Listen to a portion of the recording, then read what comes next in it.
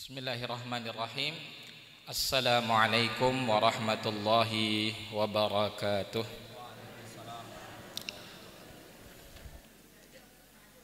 Alhamdulillahirabbil alamin. Alhamdulillahilladzi bi ni'matihi tatimmus shalihat wa bi 'afwihi tughfarud dzunubu was sayyi'at wa bi karamihi tuqbalul 'ataya wal qurbat wa bi lutfihi tustarul uyub waz zallat. Alhamdulillahi hadana li hadza wa ma kunna linahtadiya laula an hadanallah. Asyhadu an la ilaha illallah wahdahu la syarikalah wa asyhadu anna Muhammadan abduhu wa rasuluh. Allahumma salli wa sallim wa barik ala sayyidina wa maulana Muhammadin wa ala alihi wa sahbihi wa man tabi'ahum bi ihsanin ila yaumiddin. Amma ba'd.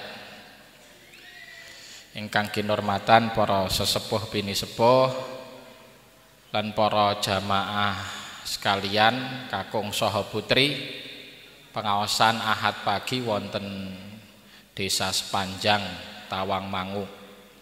Alhamdulillah, puji lan tasyakur monggo sami-sami kaunjuk dumateng Rabbul Izzati Allah Azza wa Jalla bilih injang menika kawula panjenengan sami saged makempal manunggal wonten papan menika nggih menika Gedung Serbaguna Kelurahan Sepanjang kagem setunggalipun hajat niat nggih menika thalabul ilmi ngrawuhi pengaosan Ahad pagi ingkang mugi tansah pinaring barokah wonten ngarsane Allah. Allahumma amin.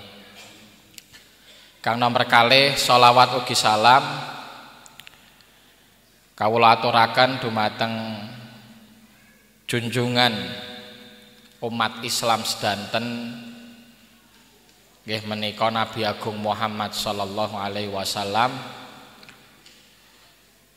ingkang sampun maringi kawula panjenengan sami tauladan ingkang sae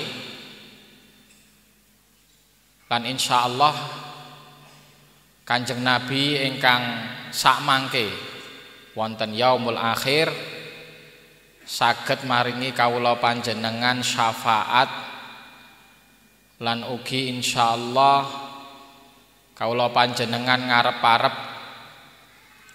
saged ngunjuk sake telaganipun Kanjeng Nabi wonten akhirat benjang.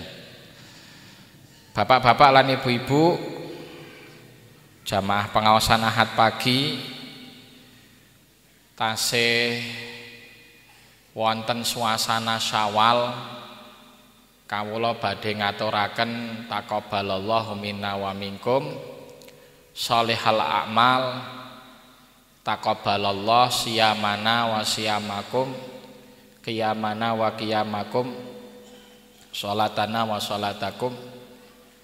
Mugi-mugi Gusti Allah nampi ngibadah kawula panjenengan sami khususipun wonten sasi Ramadan siyamipun poso kawula panjenengan ketampi salatipun tarawih qiyamul lail lan ugi ibadah-ibadah sanes lan insyaallah saged keparing istiqomah anggene kawula panjenengan nindaki ibadah-ibadah menika dumugi kepanggih Ramadan ingkang sakbadhe dateng.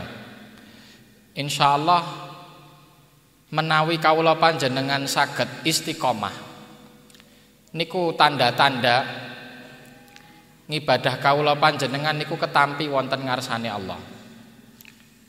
Contoh wonten siam tinggal 3 dinten utawi 29 dinten saged kelampah boten wonten alangan punapa. Nanging saklebete Syawal umumé tiyang pun napa niki ninggal ibadah siam menika padahal wonten sunnah siam 6 hari wonten sasi Syawal. Nah, salah satu tujuan kenging napa kawula panjenengan didhawuh nggih kagem nglampahi siam 6 hari niku tujuane kagem jagi semangat nindaki siam. Nggih. Lan sakmangke setunggal sasi niku minimal kawula panjenengan saged nindaki 3 dinten mawon. Nggih, 3 dinten siam. Insyaallah ingkang sakmangke nindaki 3 hari puasa setiap bulan. Nah, niku tanda keistiqomahan puasa lan tanda insyaallah siyamipun ketampi wonten ngarsane Allah. Ibadah sanese nggih sami. Menawi jenengan nindaki traweh kala wingi pas Ramadan. Nah niku tanda traweh kawula panjenengan ketampi niku saged diterasaken napa mboten? Ibadah tahajud utawi qiyamul lail wonten wekdal sanese. Menawi saged insyaallah niku tanda-tanda traweh kawula panjenengan ketampi wonten ngarsane Allah. Sedekah nggih sami. Wayahe Ramadan masyaallah lomo sanget. Dalaken arta kagem sedekah mboten pikir-pikir. Nanging sak bibare Ramadan napa tasih kados niku? Nah niki kembali ujian kagem kawula panjenengan nggih menawi saged nglampahi ibadah wau kanthi istiqomah nggih insyaallah tanda ibadah kawula panjenengan ketampi wonten ngarsane Allah. Bapak-bapak, ibu-ibu, kawula ngaturi mohon maaf lahir batin mbok menawi wonten klenta-klentu matur sikap ingkang disengaja utawi mboten ingkang zahir utawi batin nggih mugi-mugi saged angsal pangampunan wonten ngarsane Allah lan ugi saged sami-sami memaafkan nggih. Khususipun wonten sasi Syawal menika nggih adatipun maaf memaafkan. Insyaallah kita mulai lembaran baru nggih khususipun kalian sederek sedulur tangga teparo niku kedah napa niku resik sedanten. Manah kawula panjenengan boten wonten dengki iri, boten wonten dendam. Nggih, menawi wonten perselisihan kedah ngapura-ngapuronan. Wa kunu ibadallahi ikhwana dan jadilah hamba-hamba Allah yang bersaudara. Nggih, nerasaken materi Ahad keempat tentang fikih nikah. Pembahasan terakhir dugi napa nggih? Soale prai bab nusus lajeng denda diyat Islamiyah. Kafarat nggih.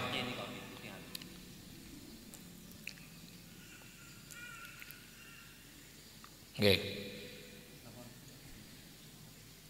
Nggih. Ketinggalan niku.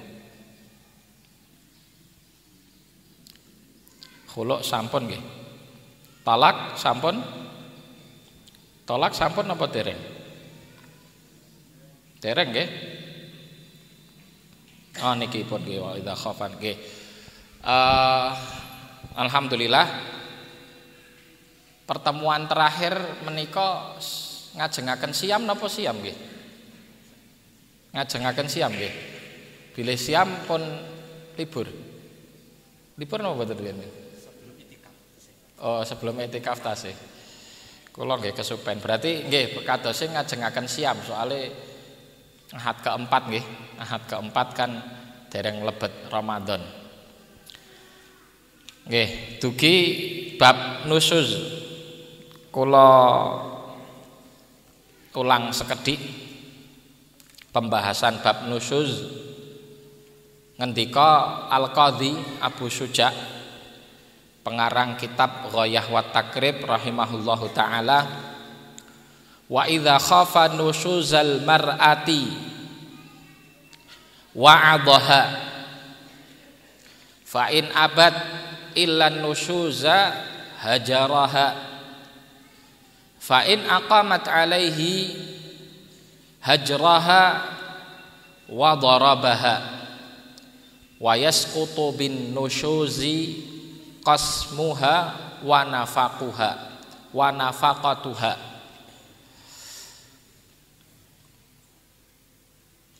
Wa idza khafa nusyuzal mar'ah, apabila seorang laki-laki mengkhawatirkan itu artinya sudah terjadi atau sudah muncul tanda-tanda nusyuz.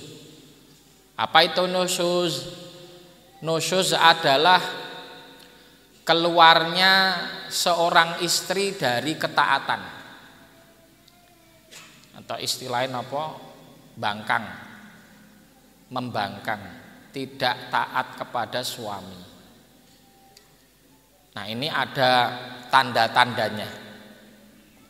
Tanda-tanda wanita nusyuz itu disebutkan oleh para ulama. Contoh, mulai menimpali perintah suami.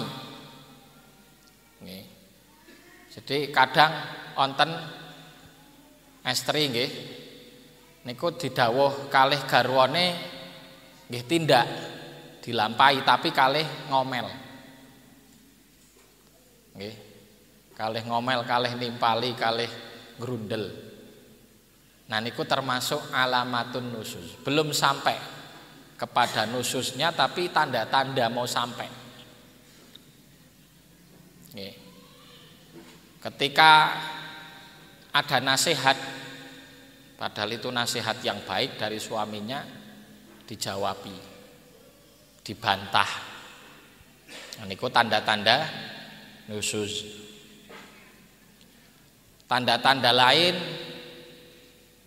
di dalam bab hubungan intim, seorang istri malas-malasan untuk menjawab ajakan dari suami padahal tidak ada udzur. Nah, enten udzur, niki perkawis ingkang benten. Seumpama sakit, kurang enak badan, atau udzur yang lain. Seandainya tidak ada udzur kok enggan dan malas menjawab seruan suami, nah ini termasuk alamatun nusyuz, malas-malesan. Lah kalau nusyuznya apa? Kalau sampai menolak, sampai menolak ajakan suami padahal tidak ada udzur, nah itu sudah sampai masuk kepada nusyuz. Jadi harus dibedakan nggih bapak-bapak, ibu-ibu, alamat nusyuz dan nusyuz itu sendiri. Alamat itu belum masuk, baru tanda-tanda. Tetapi dengan munculnya alamat ini, seorang suami sudah berhak untuk menasihati istrinya. Maka di sini disebutkan wa idza khafa, apabila suami takut, mengkhawatirkan nusyuz dari istri. Kenapa? Karena sudah mulai muncul tanda-tandanya. Nah gitu. Wa'adhaha. Ini syariatnya adalah untuk dinasihati si istri tadi. Kemudian fa'in abad illan nusyuza hajaraha. Fase pertama dinasehati. Seorang istri yang muncul tanda-tanda membangkang atau tidak taat kepada suami dinasehati. Kemudian kok nasihat tersebut tidak mempan.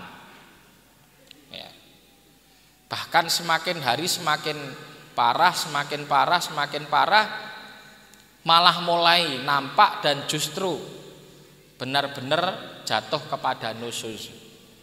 Karena biasanya apabila terkumpul tanda-tanda nusyuz ini dari segala aspek, itu sudah sangat dekat sekali wanita tersebut kepada pelanggaran nusyuz. Contoh, ketika mulai seorang istri dinasehati perkara yang baik sama suaminya, grundel atau jawabi,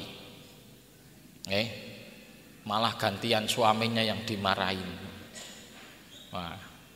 Kemudian dalam urusan yang lain seperti tadi masalah hubungan intim mulai enggan, mulai bicarakan kejelekan suami di hadapan orang lain.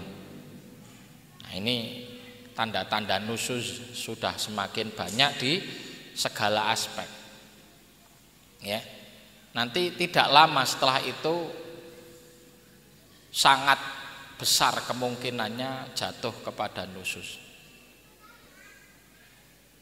Biasanya apa larinya? Ketidaktaatan itu. Masalah luzumul bait. Apa itu luzumul bait? Yaitu wanita berdiam diri di rumah. Ketika suaminya bilang, "Bu, jangan keluar ya." Loh, saya nanti ada acara ini, saya mau keluar sama teman-teman, mau arisan lah, mau apa. Udah ibu ndak usah keluar, pokoknya saya nggak ngizinin ibu keluar. Karena mukadimah nusyuz tadi sudah ada. Ya. Jangankan perintah tadi, nasihat saja dijawabi, ditimpali. Maka ketika suaminya pergi dari rumah, ya, kira-kira si istri tadi ini melanggar atau tidak? Kalau sudah terjadi semua mukadimah nusyuz, sangat mudah sekali habis itu dia melanggar. Karena habis itu gini, ngopo, wong aku meh arisan kok dilarang-larang, wis karepku to keluar. Kenapa kok kemudian perintah dari suami itu dilanggar? Karena haibah, kewibawaan suami sebagai pemimpin rumah tangga itu sudah hilang di hadapan istri tadi. Gitu. Jadi memang ada proses, nih. Tidak serta-merta langsung wanita itu jatuh nusyuz itu enggak, tapi ada prosesnya. Nah, ini maka hati-hati.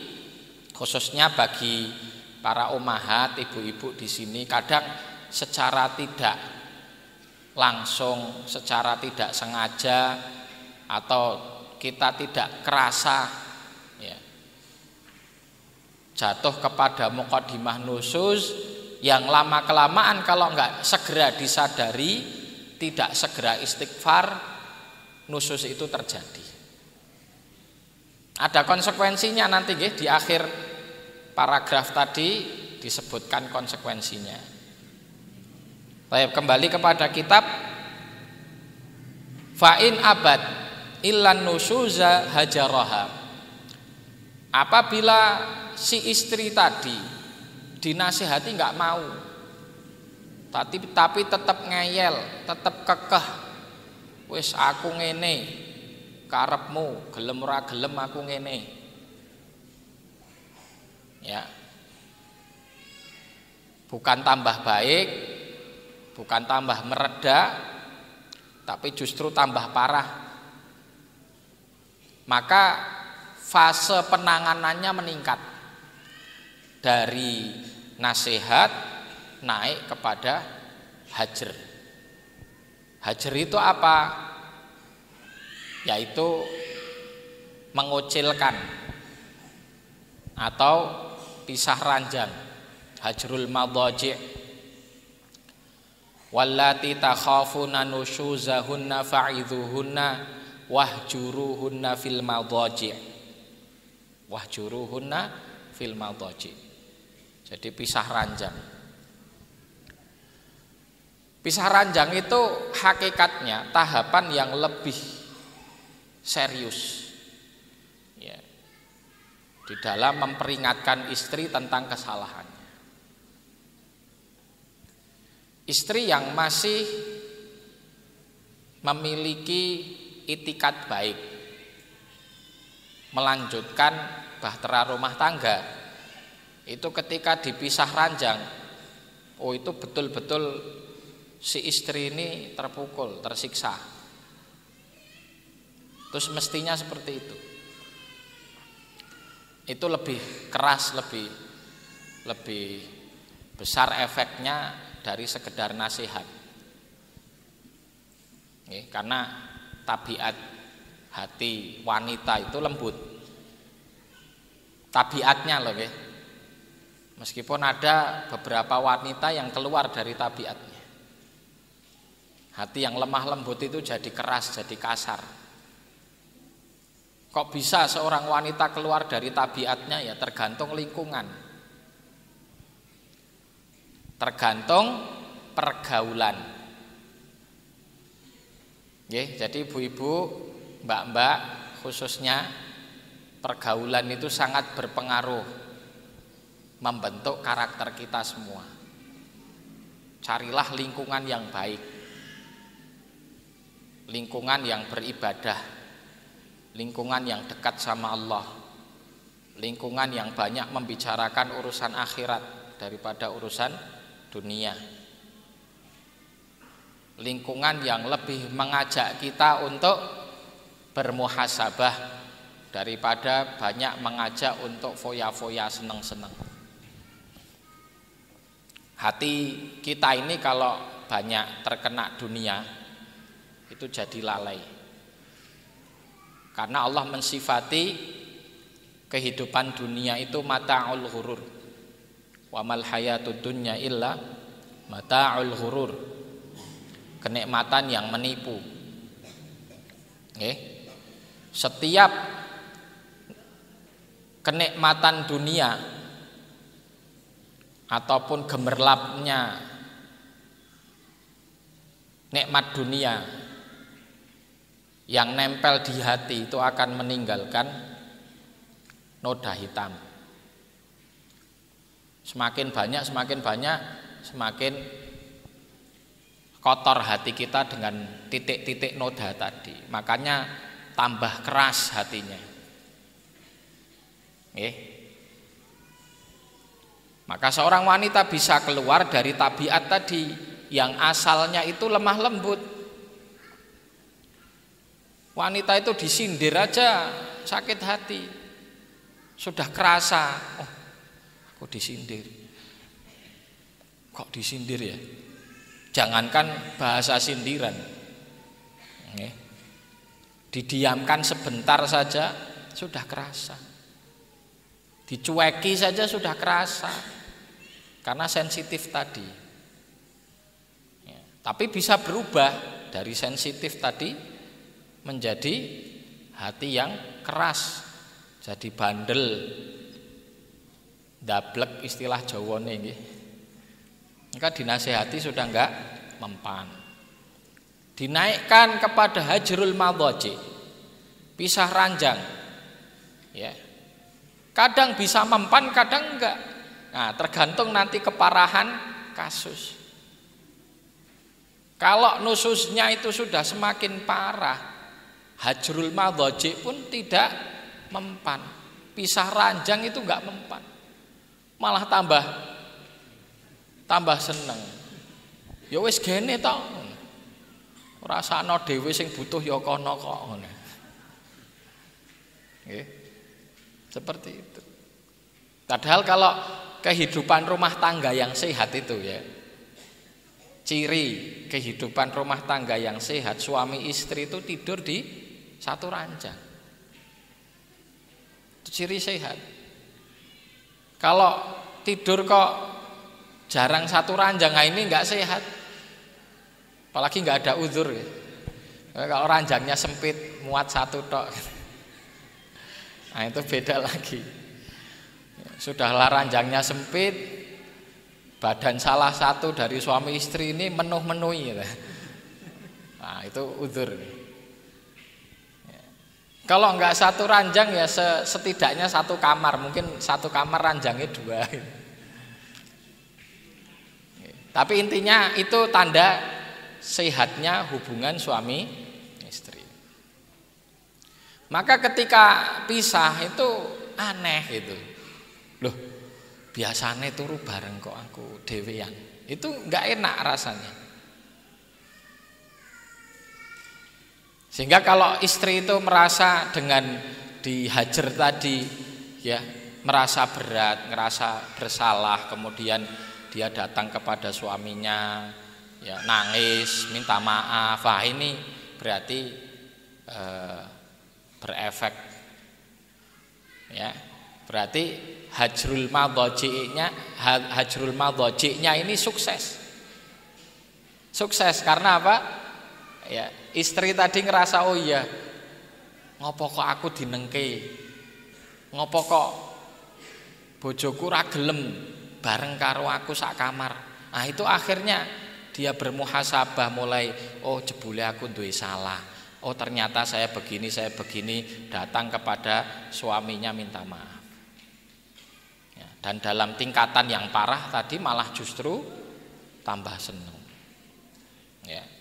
Ini tahapan kedua. Tahapan ketiga, kalau sudah ya hajrul madhaji ini kok enggak mempan, maka fa'in aqamat alaihi hajraha wa darabaha. Apabila hajr ini sudah ditegakkan dan ternyata enggak mempan, maka kepada fase ketiga yaitu dengan dipukul. Ada beberapa syarat. Yang pertama, dzarban ghairu mubarrih, pukulan yang tidak meninggalkan bekas luka. Kemudian yang kedua, syaratnya adalah bukan di tempat-tempat yang membahayakan. Yang ketiga, dilarang memukul di wajah. Dilarang memukul di wajah. Jadi memang pukulan itu dicarikan tempat yang memang satu aman, daerah-daerah yang aman, mungkin seperti lengan atas ini. Tapi di sini juga umumnya dagingnya tidak terlalu tebal, apalagi mungkin yang kurus, nah itu langsung ketemu tulang. Tapi secara umum ini aman, bukan daerah yang vital. Kemudian yang kedua mungkin daerah betis. Daerah betis itu juga daerah yang aman, bukan daerah yang vital. Syarat yang kedua tadi juga tidak boleh meninggalkan luka. Jangan sampai memar-memar, biru-biru. Wah, ini haram. Pukulan yang seperti itu haram. Jadi tidak meninggalkan bekas luka. Kalau ada memar merah dikit, artinya ya efek pukulan itu ada kemerah-merahan dikit saja. Apalagi bagi beberapa orang yang memang kulitnya putih, itu kan jangankan dipukul, mungkin didemok lama gini merah gitu. Nah, ini bukan masuk kepada mubarrih tadi. Jadi ghairu mubarrih itu syaratnya intinya tidak meninggalkan bekas. Nah, yang seperti ini sebetulnya bagi wanita sekali lagi yang masih di atas fitrahnya, oh itu sudah berat sekali kok sampai dipukul, meskipun nggak sakit pukulannya. Tapi kemarahan suami yang sampai kepada memukul istri tadi untuk tujuan islah dan nasihat, ini harusnya sudah berefek.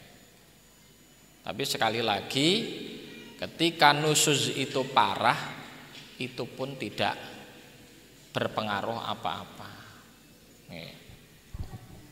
Maka di sini disebutkan konsekuensi dari nusuz. Wa yasqutu bin nusyuzi qasmuha, wa nafaqatuha. Dengan adanya nusuz, seorang istri otomatis kehilangan haknya. Qasmuha maksudnya adalah apabila suami ini punya lebih dari satu istri, artinya dia berpoligami, harusnya kan ada kismah, ada pembagian hari yang adil. 2 hari sama dengan 2 hari, 3 hari sama dengan 3 hari. Itu arti kismah seperti itu. Tapi ketika salah satu dari istrinya ini kok nusuz, maka jatah hari yang harusnya didapat itu secara otomatis dibatalkan.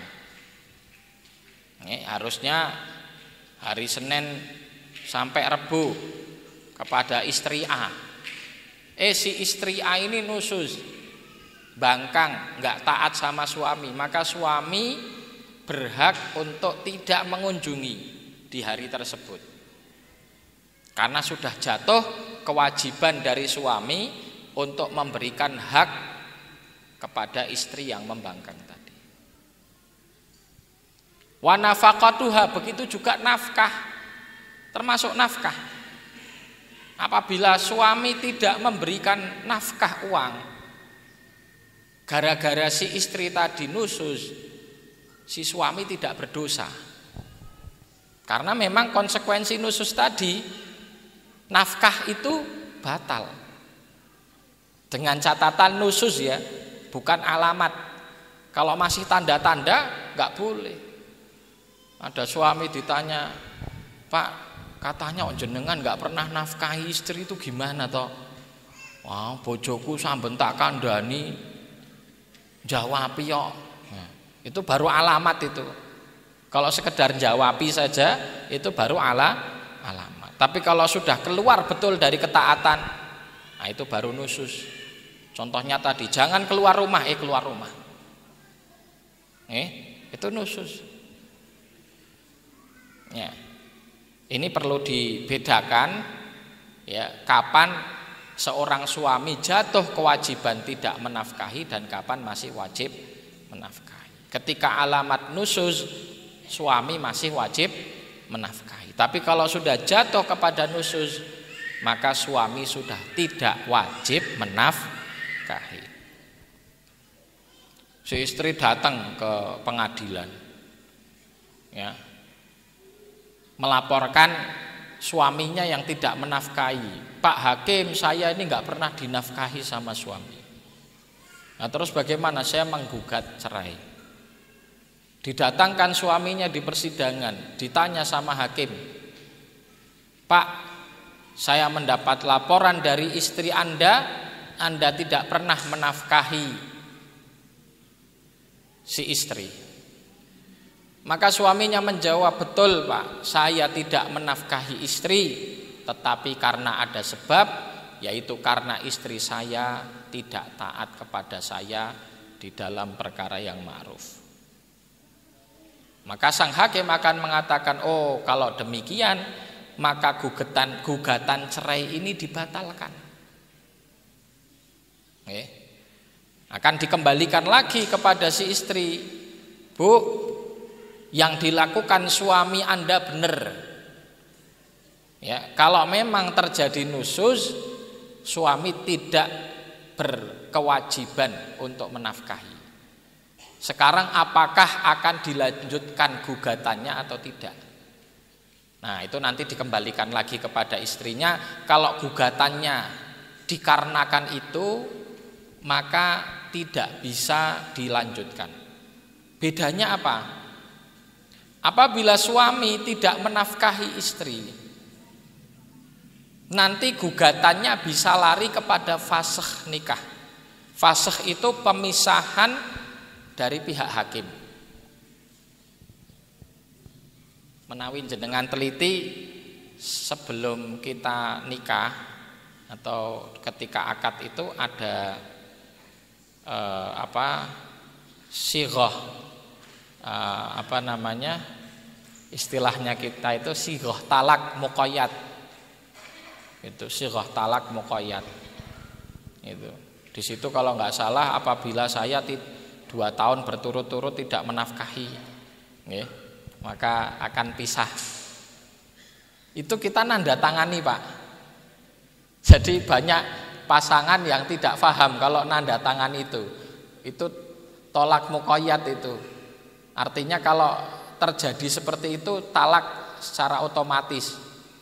Tapi sebetulnya secara jalur fikih, apabila si istri tidak dinafkahi sama suaminya padahal tidak ada sebab, dia kemudian melaporkan kepada hakim, hakim berhak memutus pernikahan itu secara fasakh. Karena pernikahan ini sudah zalim. Pernikahan ini sudah merugikan. Siapa yang dirugikan? Istri. Karena tidak pernah dinafkahi. Itu. Biasanya nanti ya tetap proses sidang. Suaminya dipanggil, kemudian di sidang, apa benar Anda tidak menafkahi istri Anda? Oh ya benar. Kenapa ada alasan? Tidak ada alasan. Atau ya saya nggak senang sama istri saya. Maka akan dipaksa.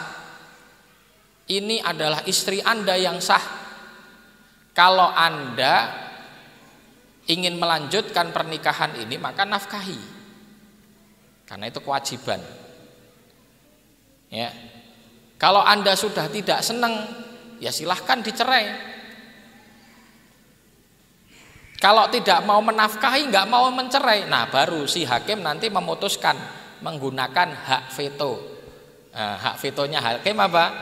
Memisahkan dua pasangan ini. Karena ini sudah zalim.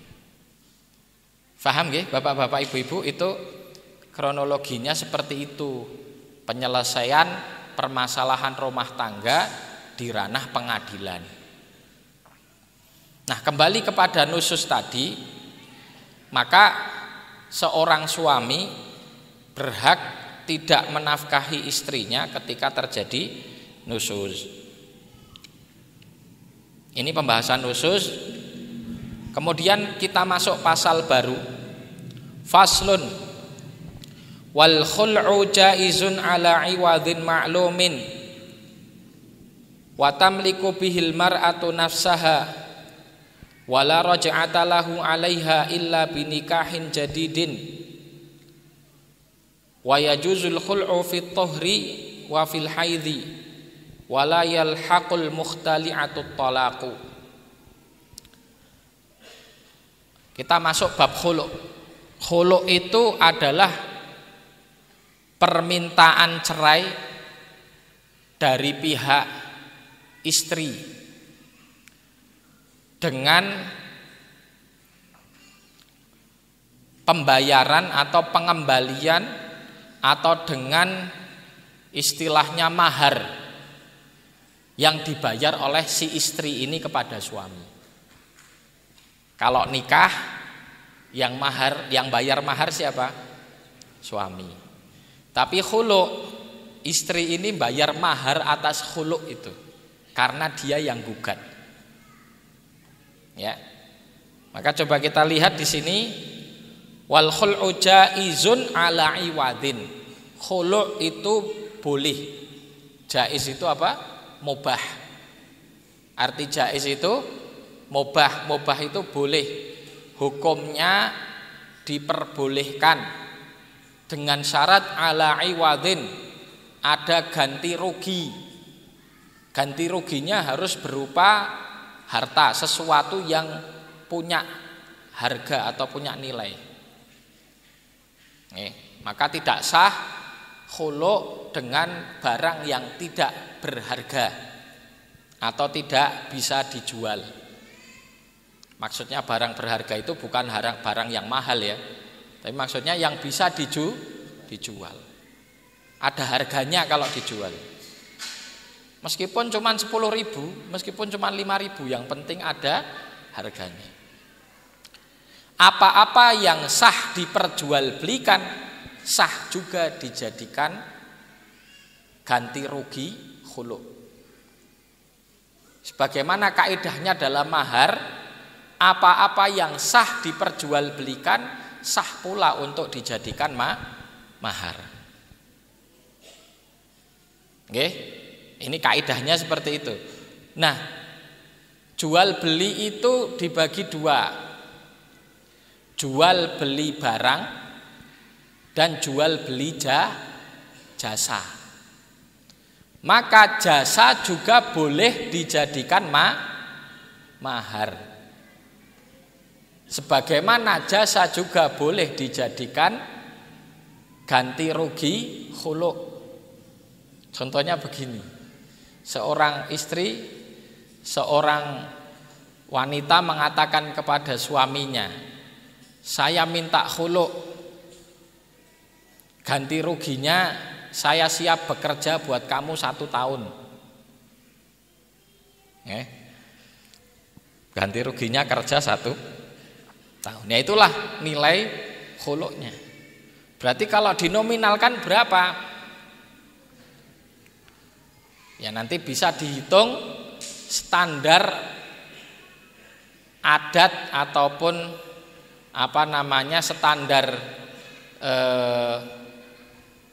standar masalah nilai upah yang biasanya di daerah itu diberikan kepada orang yang bekerja semisal. Contoh umumnya orang kerja gajinya UMR.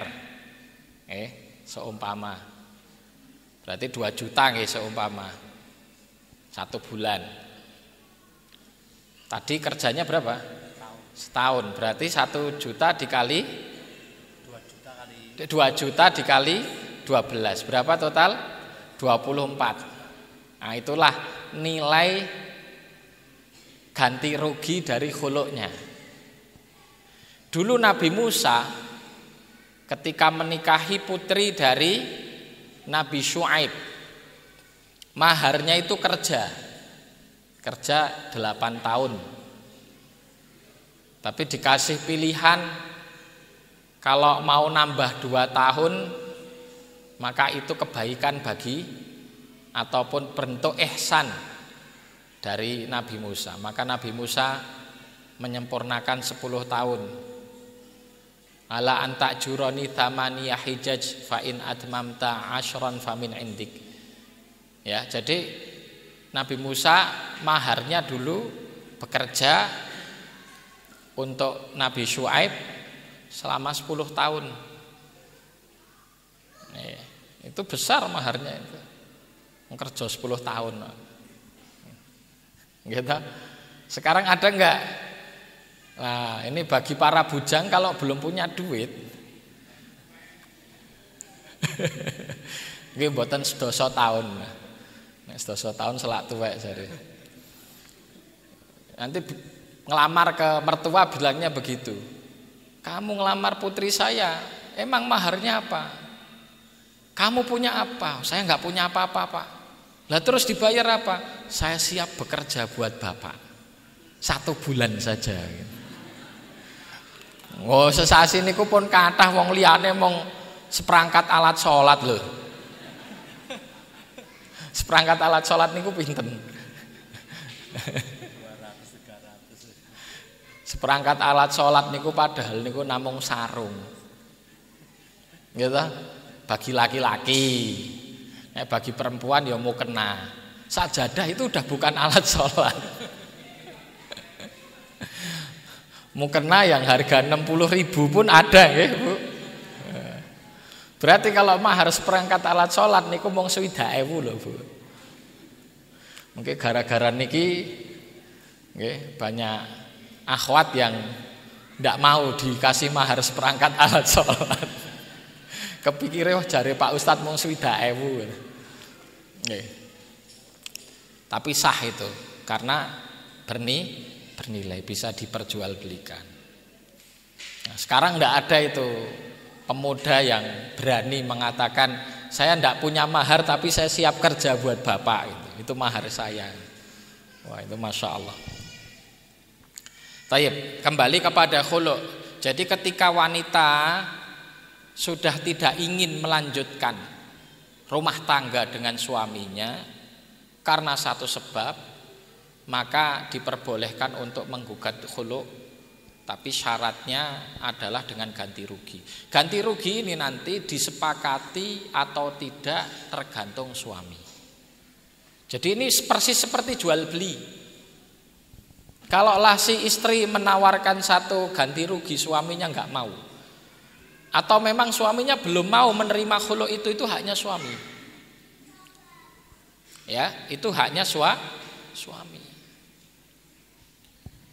Jadi khulu ini tidak memaksa suami harus menceraikan, enggak, tapi dia hanya mengajukan. Ya, kalau kok suami enggak menerima, ya sudah, saya pengen khulu, ya nanti kamu tak kasih villa, padahal villa besar, mahal, mungkin nilainya 5M, tapi si suami enggak mau, saking cintanya sama istri ini, masih pengen melanjutkan rumah tangga. Enggak, saya enggak mau. Ya itu haknya suami. Maka khulu ini tidak jatuh. Ya. Wal khul'u jaizun ala iwadin ma'lumin. Iwad maklum, arti maklum itu adalah harus tersebut. Jadi harus jelas. Bukan begini, saya mengajukan khulu dengan ganti rugi harta saya yang di sana, harta saya yang di rumah, harta yang mana?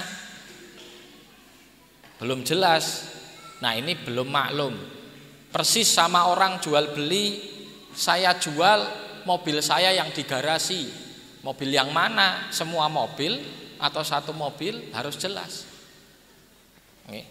Itulah kenapa jual beli itu kalau dalam mazhab Syafi'i harus dilafatkan akadnya. Ini untuk menghindari ketidakjelasan. Sering gitu kadang pedagang itu, ada orang beli, tuku iki yop, tuku iki, langsung ngajukan uang. Atau kadang nggak ngomong, langsung ngajukan uang. Bakule baru sibuk, terima uang ini bingung iki duwe apa. Kadang wis ditampa wae. Pas wis barang pok, kayak mau uang jupuk apa ya gitu. Baru keinget, dicek loh, yang diambil ternyata harganya tidak sesuai. Itu pernah nggak kejadian kayak gitu? Ya, itu terjadi karena salahnya adalah tidak ada akad.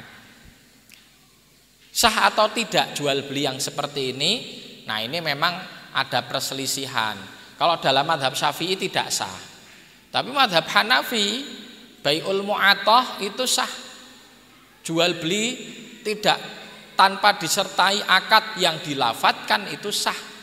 Yang penting menurut adat istiadat setempat itu sudah memenuhi unsur terjadinya transaksi jual beli.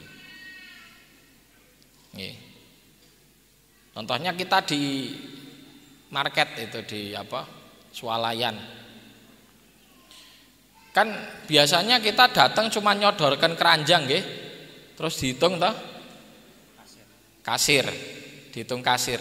Habis itu langsung kasirnya ngomong 100.000, 150, kita langsung ngulurkan uang. Habis itu dikasih kembalian. Ada akad jual belinya enggak? Enggak ada akad. Nah, tapi menurut adat istiadat kita yang seperti itu sudah jual beli. Maka menurut mazhab Hanafi yang seperti ini sah. Ini khusus jual beli. Tapi kalau untuk bab nikah semuanya sepakat, akadnya harus dilafatkan. Nah, orang ngono ya bubar, Pak. Nanti menurut adat istiadat yang penting digawa mlayu wis nikah ya repot. Khusus untuk jual beli saja khilaf masalah akad tadi. Tapi akad-akad selain itu termasuk di dalam nikah, di dalam khulu', di dalam tolak itu harus dilafatkan. Kalau tidak ada lafadznya tidak jatuh. Loh, apa kowe wis bojo? Wis mau wis tak akadke ning batin.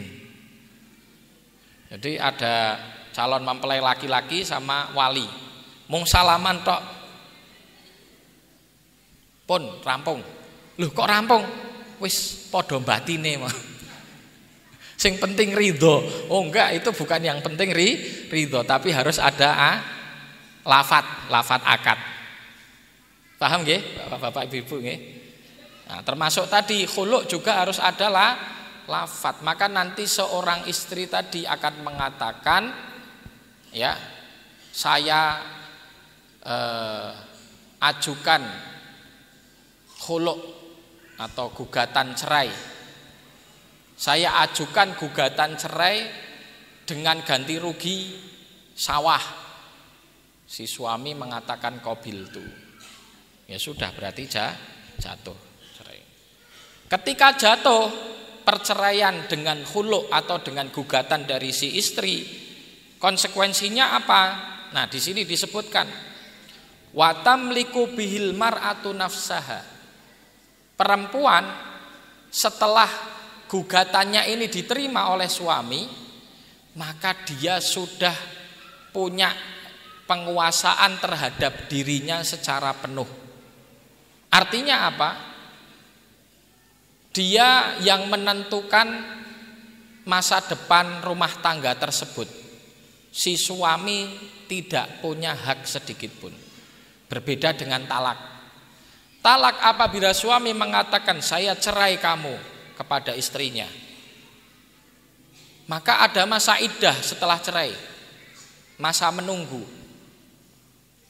Ketika masa menunggu itu belum habis, suami bisa rujuk dengan mengatakan saya rujuk kamu. Maka seketika itu istri tadi kembali menjadi istrinya. Si wanita tadi kembali menjadi istrinya. Kadang ada wanita kan begitu, dicerai sama suaminya seneng.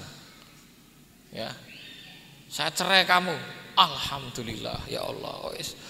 Nunggu masa iddah, pengen segera rampung agar bisa nikah sama orang lain. Wah, bosen aku karo iki. Ya, ternyata 2 hari atau 1 hari atau 1 jam sebelum iddahnya selesai, suaminya bilang saya rujuk kamu. Orang situ seneng. Ya, nah itu haknya suami karena akadnya tadi apa? Tolak. Tapi kalau khuluk tidak. Khuluk ketika si istri ini mengatakan saya ajukan khuluk dan diterima, maka dia bebas. Suami tidak berhak merujuk. Tiba-tiba kok suami mengatakan saya rujuk. Oh, rujuk apa? Kudu hakmu. Ya, maka bagaimana agar suami bisa kembali nikah sama si istri tadi? Harus dari proses awal. Harus mengajukan lamaran. Lamarannya diterima atau tidak diterima. Habis itu akad lagi. Jadi ngulang dari awal. Paham nggih? Baik, selanjutnya sudah tinggal pinten niki? 10 menit atau sudah? Sampun mawon nggih. Tapi ini nanggung saya selesaikan biar besok masuk bab tolak nggih. Saya singkat mawon. Wala raja'ata lahu, tidak ada rujuk alaiha, ya, atas perempuan tadi, illa binikahin jadid, kecuali dengan nikah yang baru. Tadi sudah kita jelaskan. Wa yajuzul khul'u fit tuhri, diperbolehkan khulu' dalam kondisi suci. Ya, wanita suci boleh mengajukan khulu'. Wa fil haidhi, begitu juga dalam kondisi haid. Berbeda dengan tolak. Tolak itu hanya boleh dalam kondisi suci, tidak boleh dalam kondisi haid. Kemudian yang terakhir, wala yalhaqul mukhtali'atut tolak. Wanita yang sudah mengajukan khulu' dan diterima itu tidak bisa disusulkan dengan tolak. Artinya suami ini kalau sudah jatuhkan, sudah menerima khulu', tidak bisa habis itu wis aku gah khulu', aku tak tolak wae. Padahal tadi sudah khulu', tidak bisa. Jadi khulu' ini berlaku sebagaimana khulu'. Karena kalau nanti dijatuhkan talak dan dianggap tolak itu sah, maka suami boleh rujuk. Itu bedanya nggih. Karena kalau nanti dijatuhkan tolak, suami boleh ngerujuk. Padahal kalau khulu, suami tidak boleh ngerujuk. Itu bedanya seperti itu. Nggih, bapak-bapak, ibu-ibu, jamaah sekalian yang dirahmati oleh Allah, demikian terkait dengan hukum khulu, ya. Rasa-rasanya pernah kita bahas, tapi nggak masalah kita ulang sebagai bentuk pendalaman. Mungkin ada yang lupa, nggih. Dan besok insya Allah kita kembali membahas dari kitab Ghayah wa Takrib ini bab tolak. Insya Allah 1 bulan yang akan datang. Demikian apa yang bisa kami sampaikan. Selanjutnya kami kembalikan kepada pembawa acara.